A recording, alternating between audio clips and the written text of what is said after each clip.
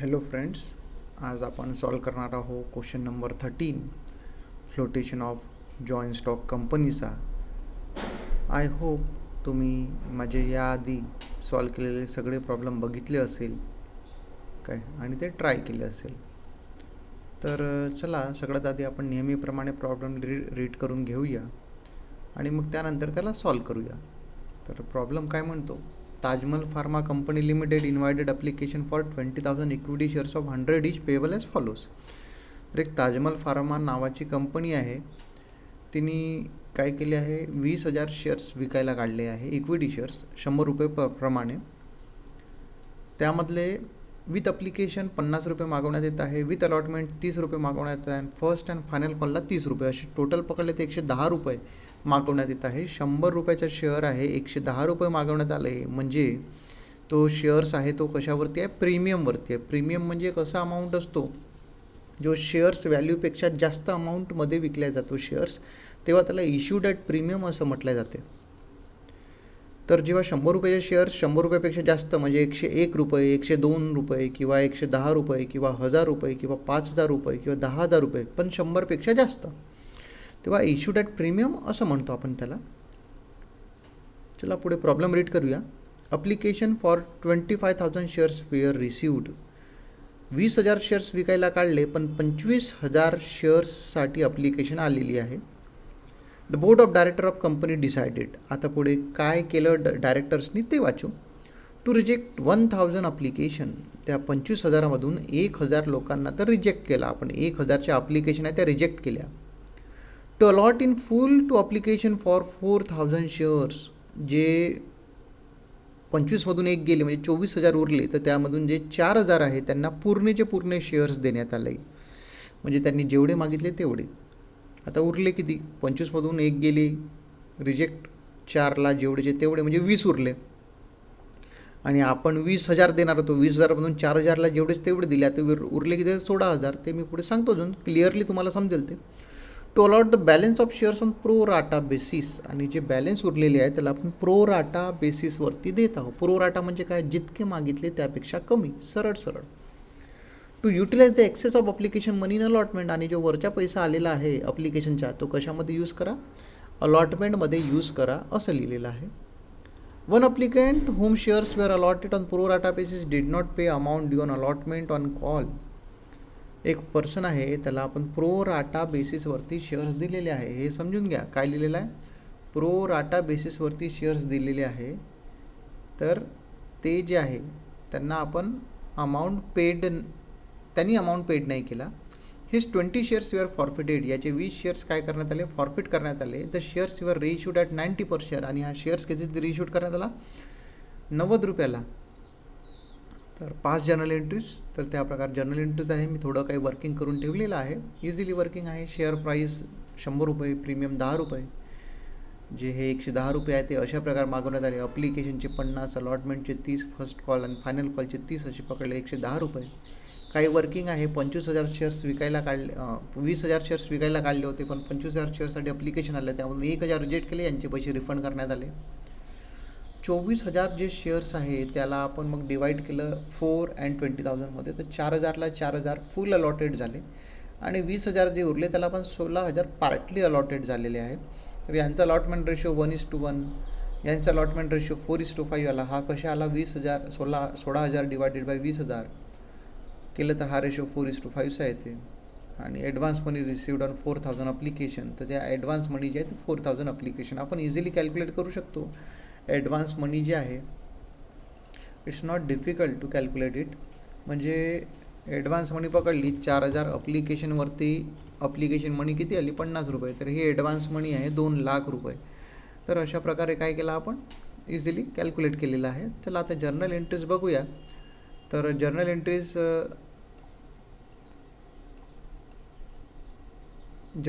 In the books of Taj Mahal pharma company. पहिली entry करूया. सगळ्यात पहिली एंट्री जी आहे ती आहे पैसे मिळण्याची. तर एंट्री काय होणार, पैसे आले आहे, तर बँक अकाउंट काय होणार, डेबिट होणार, बरोबर आहे ना. आणि किती आले पैसे, तर 25,000 अप्लिकेशन आले होते आपल्याला, आणि 25,000 अप्लिकेशन पर प्रमाणे इंटू केला आपण किती 50 रुपये, तर 12,50,000 रुपये हे आपल्याला मिळाले होते. 12,50,000 आपण लिहून घेऊया. तर बँक अकाउंट डेबिट झाला. To share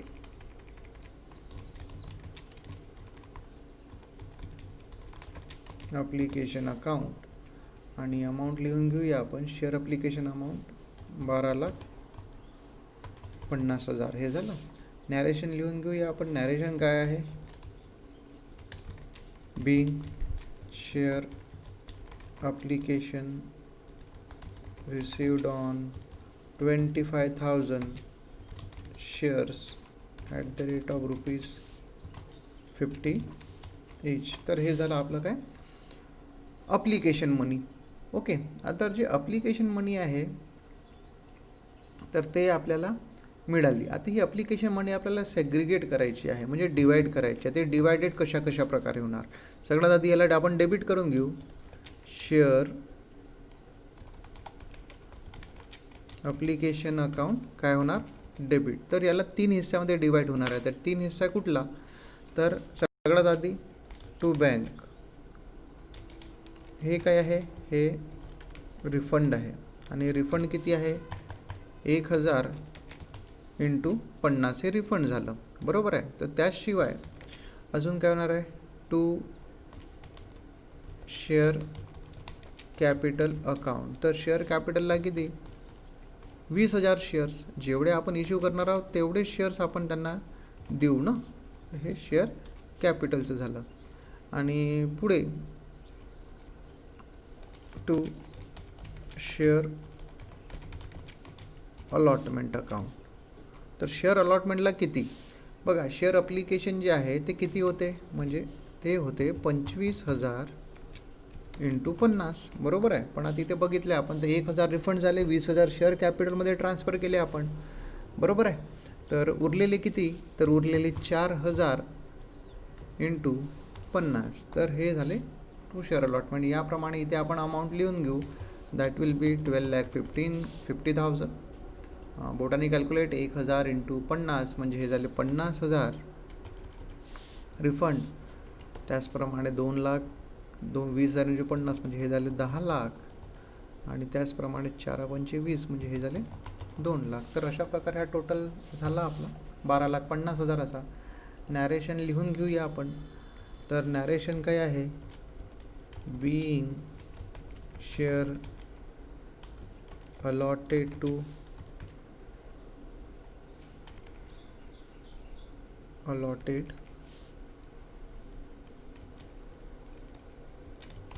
also refund made to rejected application and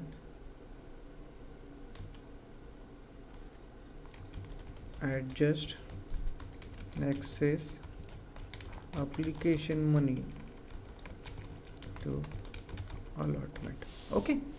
तर हे झालं नॅरेशन, सरळ आणि सोबर. तिसरी एंट्री आता काय होणार? अलॉटमेंट कॉल ड्यू होणार. तर एंट्री काय होणार? अलॉटमेंट कॉल ड्यू होत आहे, मिळत नाही आहे, ड्यू झालेलं आहे. तर शेअर अलॉटमेंट अकाउंट डेबिट. आता गोष्ट अशी झाली की शेअर अलॉटमेंट अकाउंट डेबिट. तर शेअर अलॉटमेंट डेबिट कितीने झालं? 30 रुपयाचा कॉल आहे तो. तर जेवढे शेअर इश्यू केले आपण, म्हणजे किती केले? 20,000 × 30. पण या 30 रुपयामध्ये दोन गोष्टी आहे. एक आहे कॅपिटल आणि दुसरं आहे प्रीमियम. मी तुम्हाला एक प्रॉब्लेम, जो आपला प्रॉब्लेम आहे तो दाखवून देतो तुम्हाला. हे बघा, अलॉटमेंट कॉलमध्ये 30 रुपये आहे. 30 रुपयामध्ये 10 रुपये प्रीमियम इन्क्लुडिंग आहे. म्हणजे दोन गोष्टी झाल्या तर 20 रुपये आणि 10 रुपये. तर 10 रुपये हे प्रीमियम आहे आणि 20 रुपये काय राहील? शेअर कॅपिटल राहील. तर त्याची एंट्री आपल्याला करावं लागेल. Okay.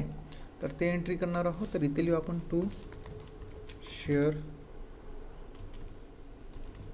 Capital account.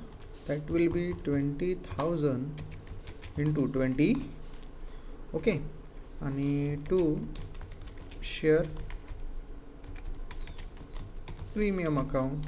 That will be 20,000 × 10. तर हे अशा प्रकारे झालं.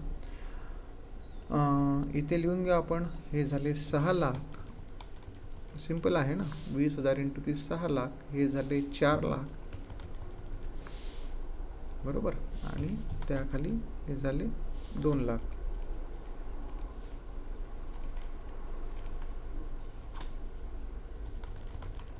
तर हे झाले 2 लाख. अशा प्रकारे एंट्री झालं. नॅरेशन लिहून घेऊ, being allotment call due, being allotment call due.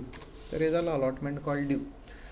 Now the question is rise, allotment call due तर झालं, पण अलॉटमेंट कॉल मिळाला किती? कारण की एक व्यक्ती आहे, त्यांनी 20 शेअर्सवरती अलॉटमेंट कॉल आणि फायनल कॉल हे दोन्ही नाही दिलेले आहे, बरोबर ना. तर त्यामुळे जेव्हा हे दोन्ही नाही दिले तर आपल्याला अमाऊंट जितका आहे तितका तर मिळणार नाही. त्यासाठी आपल्याला एक वर्किंग करावं लागेल. मी हलकी वर्किंग करून ठेवलेली आहे, त्यामध्ये अमाऊंट टाकायची आहे. तर ते एक वर्किंग आपण बघून घेऊया.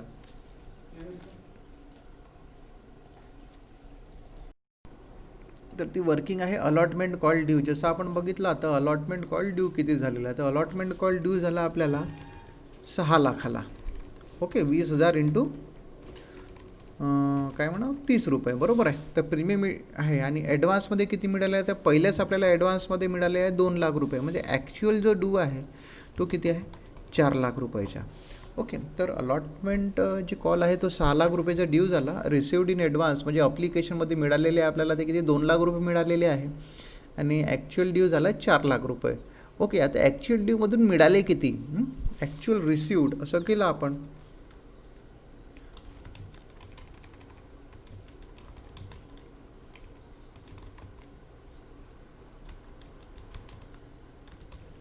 बरोबर, आपण ॲक्च्युअल रिसिव्ड केलं तर ॲक्च्युअल रिसिव्ड सगळ्यात आधी हे बघावं लागेल की आपल्याला मिळाले किती. म्हणजे जे 2 लाख रुपये आपल्याला ॲडव्हान्स मिळालेले आहे, 2 लाख रुपये कितीवरती मिळाले, हे मिळाले आपल्या 16,000 अप्लिकेशनवरती. आता आपण मी हे कसं केलं की 2 लाख डिवाइड बाय 16,000 का बरं केले, हा प्रश्न सगळ्यात मोठा उभा होतो की 2 लाख बरोबर 16,000 का केले.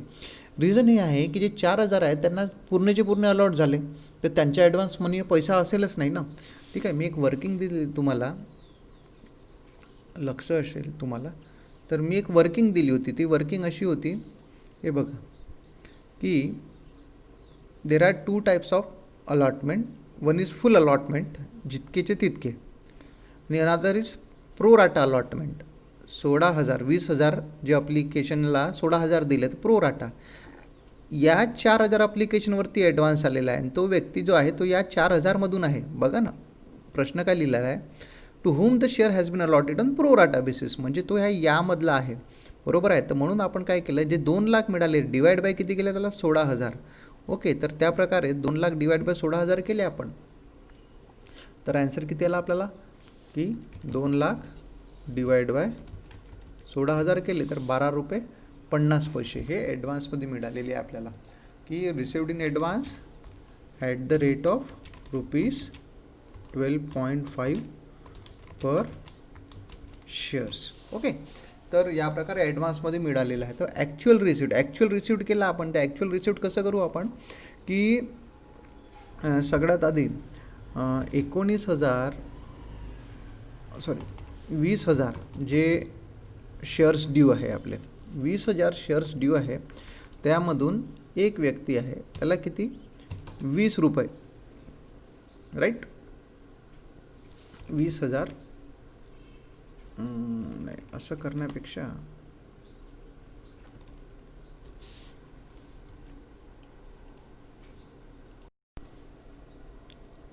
आपण इथे एक कॉलम ॲड करूया. तो कॉलम असा लिहूया, amount not received.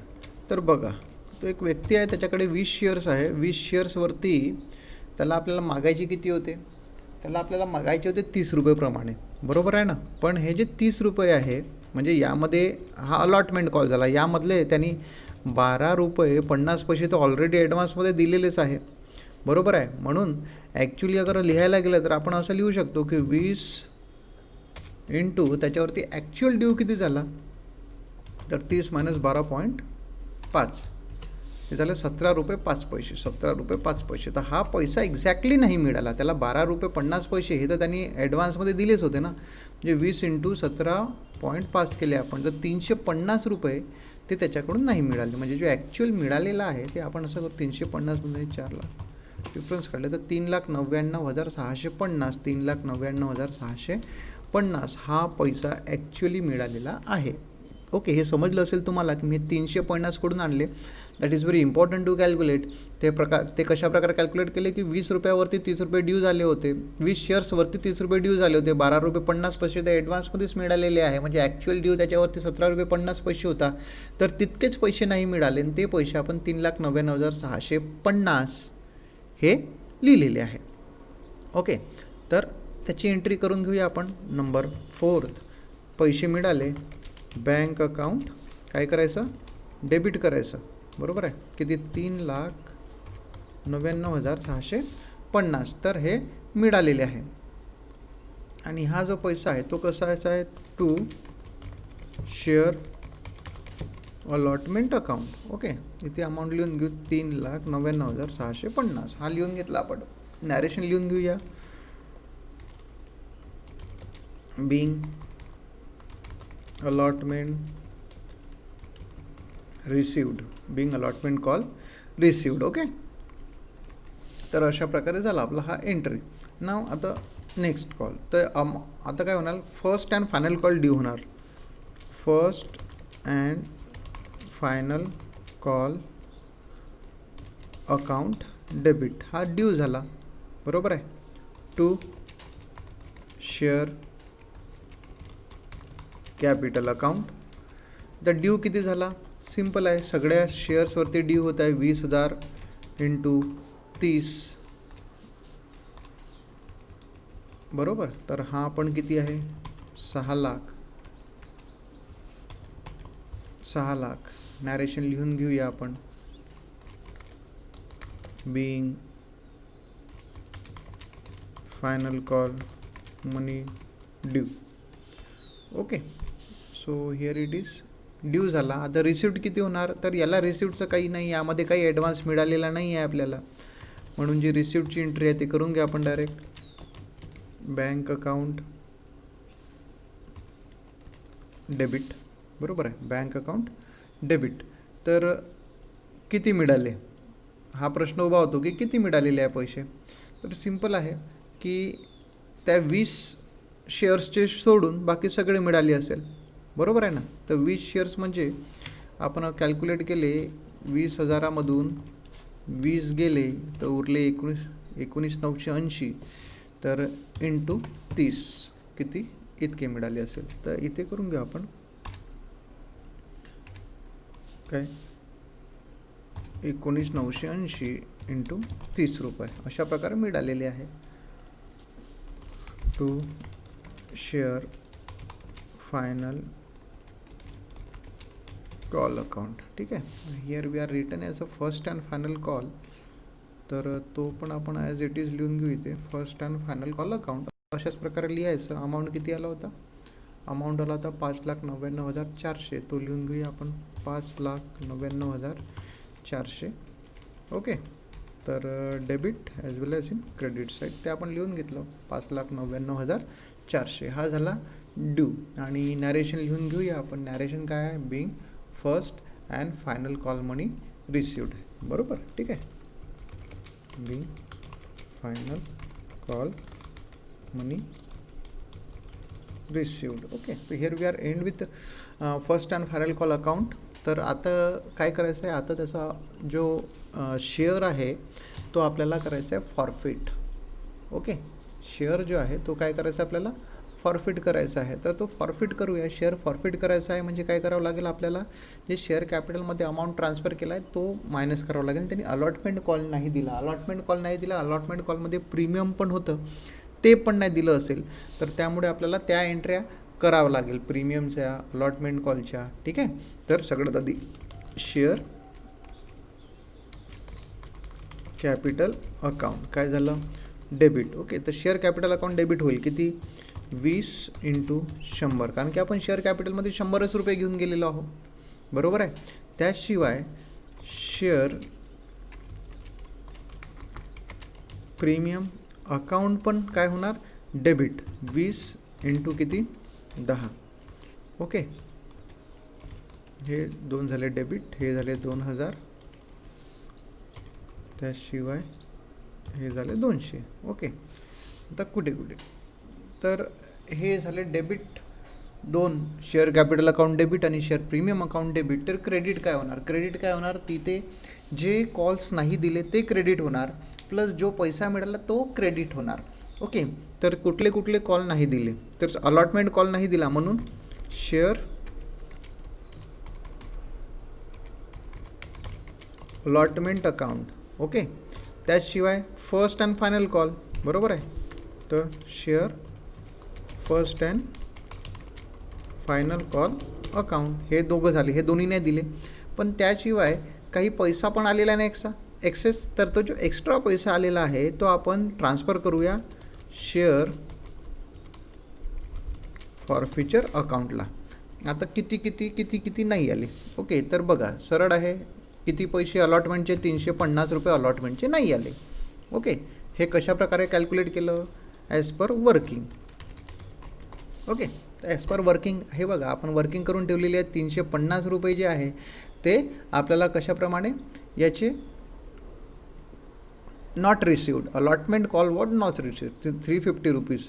Okay, final call money नाही आला, तर फायनल कॉल मनी तर सिम्पल आहे, 20 × 30 म्हणजे 600 रुपये नाही मिळाले. ते आपण इथे लिहू शेअर फायनल कॉलला किती? 600 रुपये, राईट. आता फायनल कॉल, आता यामधून अगर आपण हे मायनस केले म्हणजे याला 2 प्रकारे कॅल्क्युलेट करता येते. 2000 हे झाले प्लस 200 झाले, यामधून 350 मायनस 600 तर उरले किती? 1250. हे आपण इथे लिहून घेऊया, किती? 1250. ओके, तर याला 2 प्रकारे कॅल्क्युलेट करता येते. इथं आपण डेबिट मायनस क्रेडिट गेलं. ओके, किंवा दुसरा प्रकारे बघा आता कशा प्रकारे कॅल्क्युलेट करू शकतो आपण. आपल्याला 50 रुपये जे आहे ते अप्लिकेशनचे आले होते, बरोबर, प्लस त्यांनी 12 रुपये 50 पैसे हे ॲडव्हान्स दिले होते. आता ते ॲडव्हान्स कुठून कॅल्क्युलेट केलं मी सांगतो तुम्हाला. हे बघा आपण इथे सिम्पली कॅल्क्युलेट करून ठेवलेलं आहे. 2 लाख डिवायडेड बाय आपण इथे 16,000 केलं तर 12.5 केले होते. तर अप्लिकेशन जे 50 प्लस 12 रुपये 50 पैसे हे ॲडव्हान्स झाले, हे 62 रुपये 50 पैसे टोटल त्या व्यक्तीकडून मिळाले. आणि इंटू 20 केलं तर 1250 हा अमाऊंट येतो. तर अशा 2 प्रकारे आपण कॅल्क्युलेट करू शकतो. बघा मी काय केलं, डेबिट किंवा मायनस क्रेडिट केले हे 2, तर 1250 रुपये आले. किंवा मी काय केलं, अप्लिकेशन प्लस ॲडव्हान्स मिळालेले टोटल 62 रुपये 50 पैसे into 20 shares is equal to 1250. तर अशा 2 प्रकारे आपण याला कॅल्क्युलेट करू शकतो. दोन्ही प्रकारे तुमचा जो अमाऊंट आहे तो सेम येणारच येणार, त्याला काही प्रॉब्लेम नाही. तर इथे नॅरेशन लिहून घेऊ. Being forfeited 20 shares on non-payment of allotment and final call. तर नॅरेशन ही झालं आपलं. आता काय करायचं आपल्याला रिइश्यूड करायचं आहे, बरोबर आहे. तर जे 8व्या नंबरची एंट्री आहे ते रिइश्यूडची आहे. तर रिइश्यूडची एंट्री ते कशी होईल? डायरेक्ट इथे काय होणार, रिइश्यूडच्या एंट्रीमध्ये डायरेक्ट पैसाच येतो. ठीक आहे, रिइश्यूडच्या एंट्रीमध्ये काय होते, डायरेक्ट पैसा येतो. काय होईल, bank account debit to share capital account.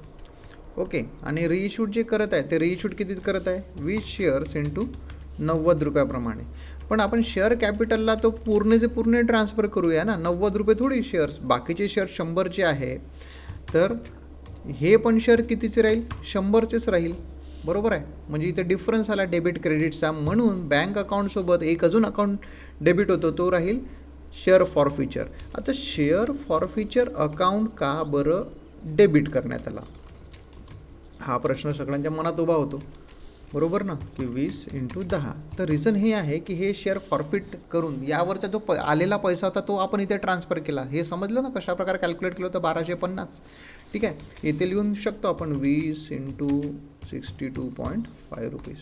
तर अशा प्रकारे आपण हे केलं होतं. म्हणजे हे जे 62.5 ते ॲक्च्युली रिसिव्ड आहे पैसा. आणि इथे जेव्हा आपण शेअर रिइश्यूड केला तर आपल्याला 10 रुपयाचा काय झालं, त्यामध्ये लॉस झालेला आहे. 10 रुपयाचा लॉस झाला आहे ना, त्यामुळे तो जो लॉस आहे तो आपण शेअर फॉरफिचर अकाउंटमधून ट्रान्सफर करण्यात आला.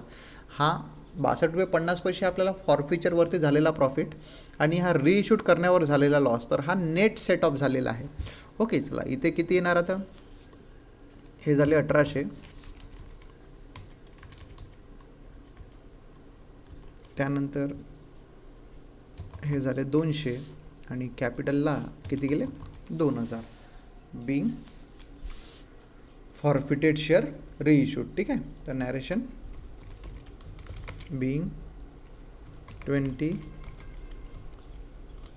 Forfeited share reissued. Okay, we are done with reissued. नाव लास्ट, आता फॉरफिचरचा जो बॅलन्स आहे तो पूर्णचा पूर्ण आपण ट्रान्सफर करूया कुठे, कॅपिटल रिझर्वला. का बरं असं करतो, कारण की बघा जो बॅलन्स होता, जो फॉरफिचरला बॅलन्स दिसत आहे 1250 रुपये, तर हा जो बॅलन्स आहे तो 20 शेअर्सचे आहे. 20 शेअर्स आपण ट्रान्सफर केले होते, सॉरी फॉरफिट केले होते, तर तो त्याचा बॅलन्स आहे ना. ते 20चे 20 शेअर्स आपण रिइश्यूड केले, तर हा जो बॅलन्स आहे 1250 रुपये हा 20 शेअर्सचा होता, तो रिइश्यूड झाला. म्हणजे आता तिथे कुठले शेअर्स उरले आहे का त्या अकाउंटला, नाही. तर अकाउंटला उरलेच नाही तर तो बॅलन्सही दिसायला नाही पाहिजे तिथे, म्हणून जो बॅलन्स आहे तो आपण ट्रान्सफर करूया कुठे, कॅपिटल रिझर्व अकाउंटला. तर याची एंट्री काय होणार, शेअर फॉरफिचर अकाउंट.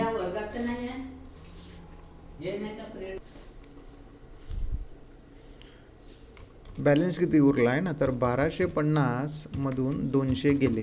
हे बघा 2 एंट्री आपल्या समोरच दिसते, 1250 मधून 200 गेले तर किती उरले, 1250 मधून 200 गेले. कॅल्क्युलेटर यूज करा, तुम्हाला कधी पण इझी होणार. 1050 आणि हा अमाऊंट ट्रान्सफर करायचा आहे टू कॅपिटल रिझर्व अकाउंटला. ओके, किती 1050. नॅरेशन आपण इथे लिहून घेऊ, Bing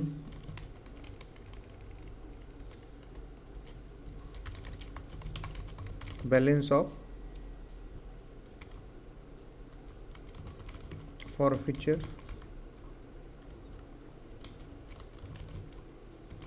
transfer to capital reserve account. Here we are end with the problem. Okay, तर अशा प्रकारे आपण हा प्रॉब्लेम केला. तर तुम्हाला आय होप सो तुम्हाला हा प्रॉब्लेम समजला असेल. तुम्हाला काही प्रश्न राहिलेत तुम्ही मला तो पर्सनली माझ्या व्हॉट्सअपवरती तुम्ही विचारू शकता. आणि ज्यांनी माझा चॅनल सबस्क्राईब नाही केला असेल त्या सर्वांनी माझा चॅनल सबस्क्राईब करा आणि असेच येणारे प्रॉब्लेम बघा. थँक्यू.